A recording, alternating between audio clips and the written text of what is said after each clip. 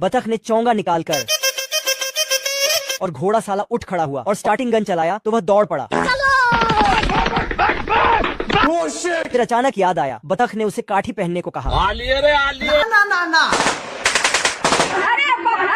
घोड़ा मजबूरी में काठी पहन लिया। क्यों हिला डाला ना। तभी बतख के हाथ से गन गिर गया, तो ये देखकर उसने तुरंत काठी उतार दिया। तो जैक ने जानबूझकर अपना हाथ भेड़िए के मुंह के पास रखा। भेड़िए ने बिना सोचे समझे उसे काट लिया। यह देखकर उसके पापा घबरा गए और जल्दी से अपनी बंदूक उठाकर भेड़िए की ओर दौड़े। भेड़िया डर गया और तुरंत अपना मुंह खोल दिया, लेकिन लड़के ने अपने पापा को इशारा किया कि बंदूक नीचे रख दो। पिता को लगा कि शायद लड़का डर गया है। लड़के ने फिर से अपना हाथ उठाया। इस बार भेड़िए ने उसका हाथ नहीं काटा, बस हल्के से अपने मुंह में पकड़ा। ये देखकर उसके पिता हैरान रह गए, लेकिन उसका दिल धीरे धीरे शांत हो गया। दरअसल उस भेड़िए से लड़के का एक पुराना रिश्ता था। कई साल पहले ये वही छोटा भेड़िया था जो अपनी माँ के साथ जंगल में खुश रहता था। उसकी माँ उसे बहुत प्यार करती थी, लेकिन एक दिन जब माँ भेड़िया शिकार पर गई तो एक शिकारी ने उसे गोली मार दी। मरते मरते माँ अपनी आखिरी ताकत लगाकर अपने बच्चे के पास लौट आई। भेड़िया बच्चे ने अपनी माँ की गंध पाई और खुश होकर उसके पास दौड़ा, लेकिन उसने देखा कि उसकी माँ जमीन पर गिरी हुई है और सांसें टूट रही हैं। माँ ने आखिरी बार अपने बच्चे को देखा, फिर धीरे धीरे अपनी आंखें बंद कर ली। छोटा भेड़िया कुछ समझ नहीं पाया। उसे लगा कि माँ थक गई है और सो रही है। वो उसकी बगल में लेट गया और उसके फर को चाटने लगा, लेकिन कोई जवाब नहीं मिला। वक्त बीतता गया, बर्फ गिरने लगी और दोनों बर्फ में ढक गए। तभी छोटे भेड़िए को एहसास हुआ कि उसकी माँ अब कभी नहीं जागेगी। दुख से भरा वह जोर जोर से चिल्लाने लगा। अब उसकी माँ नहीं थी और अकेले उस ठंडी दुनिया में उसका बच पाना मुश्किल था। अचानक उसने दूर भेड़ियों का झुंड देखा और उनकी ओर भागा। उम्मीद थी कि वे उसे अपना लेंगे, लेकिन वह बहुत छोटा था। बार बार गिरता गया और झुंड दूर चला गया। वह थका भूखा और अकेला रह गया। फिर उसे एक नाले के पास कुछ मछलियां दिखी, लेकिन वह उन्हें पकड़ नहीं पाया, बस थोड़ा सा पानी पी लिया। भूख से कमजोर होकर वह इधर उधर भटका रहा। तभी उसने एक पेड़ के पास एक खरगोश देखा। बिना सोचे वह उसकी ओर झपटा, लेकिन उसके पैरों के नीचे फंदा था। जैसे ही उसने छलांग लगाई, फंदा कस गया और वह हवा में लटक गया। अब वह खुद शिकार बन चुका था। एक इंसान वहां आया और उसने उस छोटे भेड़िए को उठा लिया। उसके सफेद दांत देखकर इंसान खुश हो गया। उसे पता चला कि यह एक भेड़िया कुत्ता है जो बहुत ताकतवर होता है। इंसान उसे अपने साथ गांव ले गया और उसका नाम रखा सफेद फेंक। अब सफेद फेंक इंसानों के बीच रहने लगा, लेकिन उसका दिल हमेशा अपने पुराने जंगल